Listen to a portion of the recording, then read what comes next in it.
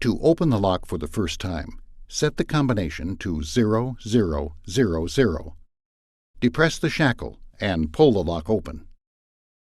Insert the reset tool in the hole on the side of the lock. Firmly push the reset tool all the way in and turn the key 90 degrees in either direction. The key will automatically stay in the reset position. Set the wheels to the desired combination.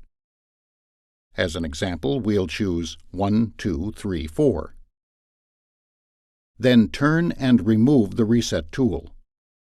The lock is now set to its new combination. To lock the lock, close the shackle and scramble the wheels. Don't forget to store your new combination at masterlockvault.com. Masterlock. Tough under fire.